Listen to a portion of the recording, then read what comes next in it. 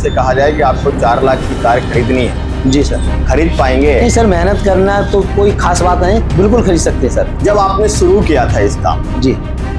कितनी लागत लगानी पड़ी? क्या बहुत बड़ी लागत थी वो? नहीं सर, इतनी बड़ी लागत नहीं है सर, छोटी सी लागत है। जी। आदमी कम से कम आज की स्थिति में 50,000 और 1 लाख के बीच में शुरुआत कर सकता है। मान लीजिए 6 लाख रुपए का सालाना पैकेज आपको दिया जाए और कहीं शहर में काम करने के लिए कहा जाए, जी सर। क्या होगा आपके मन में, क्या चलेगा? क्यों मैं बाहर जाऊं जब मेरी फैमिली और सब लोग यहीं पर हैं, हम इतने में ही संतुष्ट हैं सर। अच्छा काम हो जाता है, अच्छा सिस्टम हो जाता है, कोई दिक्कत नहीं रहती सर। क्या काम करते हैं आप?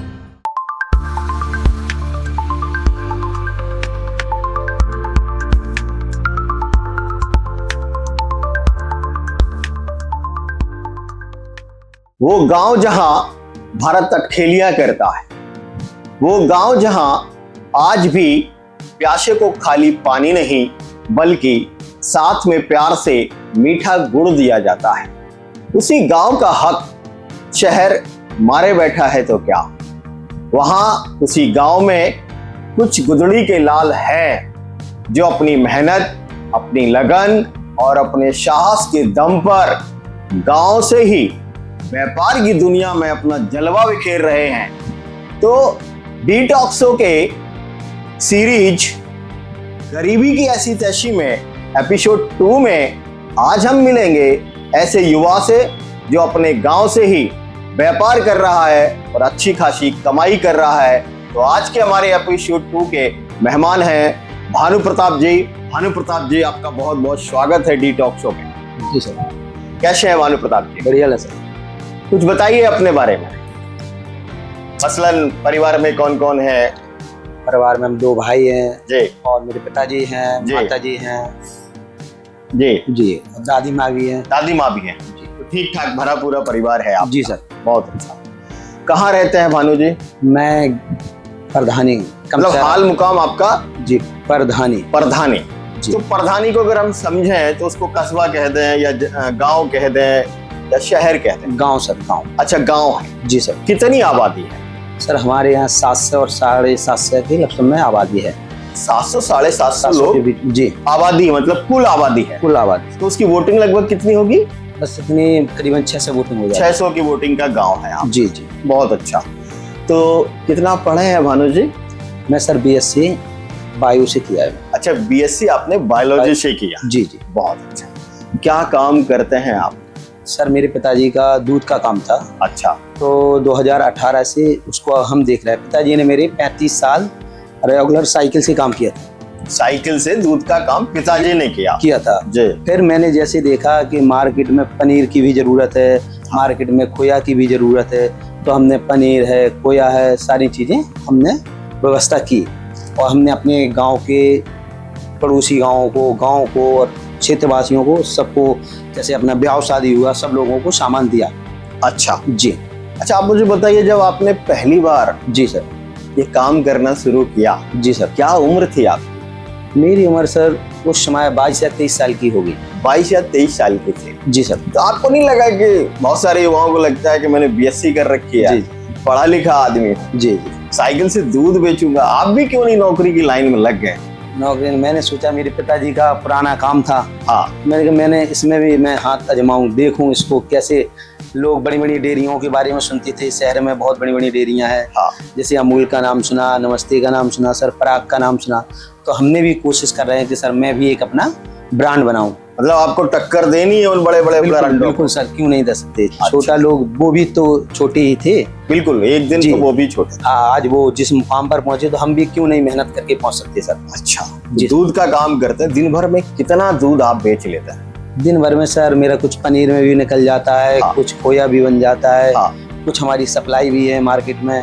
करीबन सर 300-400 लीटर पर हम काम कर लेते हैं। 300-400 लीटर पर काम कर लेते हैं सर। यानी कि 4 कुंटल के आसपास आप दूध जी जी निकाल देते हैं? जी सर। रोजाना का इतना आपका खपत है? जी जी सर। अच्छा, अगर इतना खपत है आपका जी, तो बहुत सारी भैंसें आपने रखी होंगी? सर भैंसे भी रखी हैं कुछ, और डेयरी लगने लगी है गाँव में, उससे कलेक्शन होता है। अच्छा। जो किसान हैं वो दूसरे गाँव में दूध बेचने क्यों जाए, तो हमने अपने ही गाँव में अपने किसान भाइयों का दूध खरीदते हैं सर। मतलब आसपास के गांव के लोगों से आप दूध ले लेते हैं, फिर जी। उसको आप सप्लाई करते हैं जाके? जी सर, जी सर। ऐसा कह रहे हैं आप? जी जी सर। अच्छा, जब आप दूसरे से उठाते हैं जी दूध, जी सर। तो शुद्धता को कैसे जांचते? लोगों को बड़ी समस्या रहती है कि जी दूध सर। भाई शुद्ध मिल जाए। नहीं सर, दूध तो शुद्ध इसलिए मिलता है सर कि अब मशीनें चलने लगी। जी पहले सर दूध मेरे पिताजी लेते थे तो वो धोनी करवाते थे किसी के घर में जाके। जी। अब वो जरूरत नहीं सर। हाँ। अब देखो एक ऑफिस बन गया है, कलेक्शन होता है, लोग किसान लोग आते हैं बाल्टी लेके और सारा दूध कलेक्शन हो जाता है एक ही जगह। जी।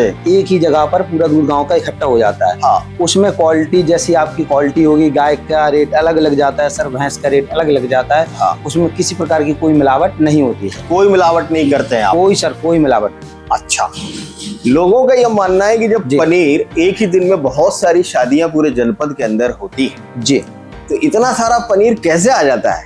इसका एक कारण ये भी है सर कि करीब मेरे पास 6 से लीटर दूध होता है, तो मैं 3 से लीटर काम करता हूँ और 3 से लीटर हमारा बड़े बड़े चिलर हैं, उदाहरण जैसे नमस्ते इंडिया का, उस पर दूध चला जाता है। जब हम ब्याह शादियों में देन सामान दूध की जरूरत पड़ती है तो हम सर उनसे भी ले लेते हैं और सारा दूध इकट्ठा करके अपना सारी सप्लाई दे सकते हैं।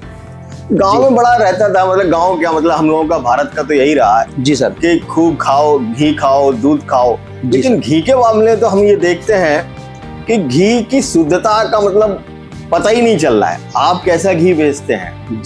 बिल्कुल, आपको देखो सर, एक तो क्रीम वाला भी घी मिल जाता है। क्या रेट रहता है वो? क्रीम वाले का सर 6 से रुपए 600 रुपए प्रति किलो? हाँ। अच्छा, और जो शुद्ध रई वाला सर उसका 1000 रुपए प्रति किलो। प्रति किलो, लेकिन वो शुद्ध रहेगा? वो पूरा 100% सर शुद्ध रहता है। अच्छा, कुछ लोगों को बड़ा पसंद रहता है कि वो गांव में गाय का घी खरीदे, तो क्या वो अवेलेबिलिटी हो पाती है? जी सर, गाय का भी घी बन जाता है सर। अच्छा। हाँ, गाय का भी बनाना चाहते हैं अब तो सर मशीनों से सारी व्यवस्थाएं हो जाती हैं सर। अच्छा जी सर। तो एक बड़ा महत्वपूर्ण सवाल मेरे मन में उठ रहा है जी सर कि गांव से ये सब व्यवस्थाएं जी सर करने में प्रारंभ में आपको क्या क्या दिक्कत आई हैं, जरा लोगों को अच्छे से बताइए। सर, एक काम मेरा पुराना हो गया। मेरे पिताजी ने बहुत मेहनत की है, बहुत साइकिल से काम किया उन्होंने। जब मैं बड़ा हुआ तो मैंने काम संभाला तो मैंने सर मोटरसाइकिल से काम शुरू किया। अच्छा। धीरे धीरे मैंने मेहनत की है, करीबन मैंने 3-4 साल लग के मेहनत की, तब फिर मैंने धीरे धीरे अपनी सारी व्यवस्थाएं रखी हैं। पहले मैंने भी दूध दोहनी की है, अब हमने कलेक्शन मशीन लगा दी है। तो वहीं पर पहले मैं जाता था किसानों के घर, अब वो किसान भी हमारे घर दूध दे जाते हैं। आपके यहाँ शुद्ध और अच्छा दूध दे जाते हैं सर। अच्छा जी। तो आप दूध बेचते हैं जी, उस कारण जी, क्या कभी लगा से कि समाज में कोई मतलब अलग तरीके से देखे जा रहे हैं, या ऐसा कुछ लगा कभी? नहीं सर, सब प्रकार के लोग होते हैं। कोई तो बहुत अच्छी तरीके से देखता है, कोई कहता है दूध वाले हैं। हाँ। और कोई बहुत अच्छे सम्मान भी मिलता है, कुछ लोग बहुत अच्छा सम्मान भी देते हैं। हाँ। और कुछ लोग नहीं भी देते हैं, 2-4-5%। अच्छा, लोगों को हटाइए, आप पढ़े लिखे हैं। जी सर। आपको कैसा लगता है कि जब आप जाते हैं शहर तो आपको कहीं कोई? मुझे तो सर सम्मान मिलता है, क्योंकि जब मैं लोगों को अच्छी चीज देता हूँ तो वो बहुत खुश होते हैं और कहते हैं बहुत अच्छे, और अच्छा सम्मान मिलता है लोगों से, कोई दिक्कत नहीं रहती। अच्छा जी सर। चलिए, मैं आपको एक ऑफर देता हूँ। जी। मान लीजिए 6 लाख रुपए का सालाना पैकेज आपको दिया जाए और कहीं शहर में काम करने के लिए कहा जाए। जी सर। क्या होगा आपके मन में, क्या चलेगा? सर, मेरे मन में ये होगा, क्यों मैं बाहर जाऊं जब मेरी फैमिली और सब लोग यहीं पर हैं, हम इतने में ही संतुष्ट हैं सर।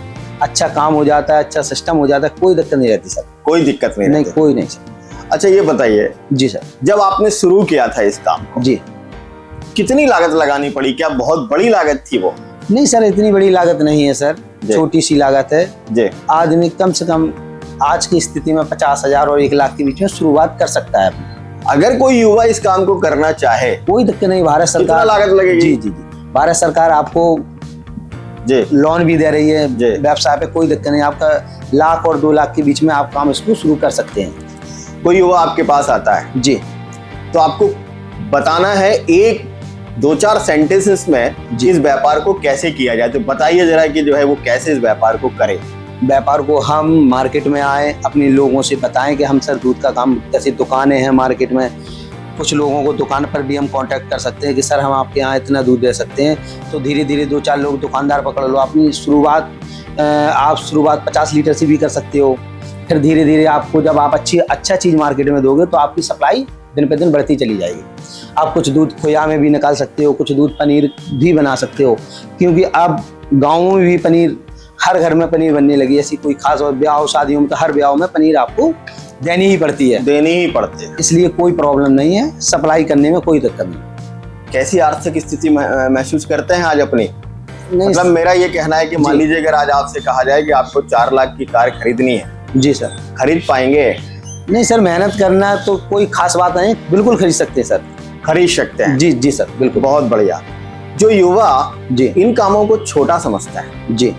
उनसे आप कुछ कहना चाहेंगे? हाँ बिल्कुल, काम कभी सर छोटा नहीं होता है सर, करने का हौसला होना चाहिए। आप किसी के यहाँ काम करने से अच्छा आप अपना खुद का काम करें, उसमें काम करें। जी जी, उसमें आप काम बढ़ा भी सकते हैं और कोई दिक्कत नहीं जाती। तो क्या हम आशा करें कि आज जी। का भानु प्रताप जी सर। कल का जी। टक्कर देने वाला होगा अमूल जैसी डेयरियों को? नहीं बिल्कुल सर, मेहनत रही और मेहनत तो करती ही हैं, और अच्छा क्षेत्रवासियों का भी अच्छा लगाव है और अच्छी व्यवस्था रही सब लोगों की, तो आगे बढ़ सकते हैं। ये थे भानु प्रताप जी। जिन्होंने 23 वर्ष की उम्र में अपना व्यापार किया और सामने कैमरे पे मना कर रहे हैं कि 6 लाख का सालाना पैकेज से वो बेहतर है। इस पॉडकास्ट को देखने के बाद आपको कैसा लगा कमेंट बॉक्स में हमें बताइए। यदि आपके पास भी ऐसी कोई स्टोरी है तो कमेंट बॉक्स में हमें जरूर भेजिए। बहुत बहुत धन्यवाद भानु प्रताप जी आपका इस शो में आने के लिए। Thank you, sir. बहुत बहुत धन्यवाद इस शो को देखने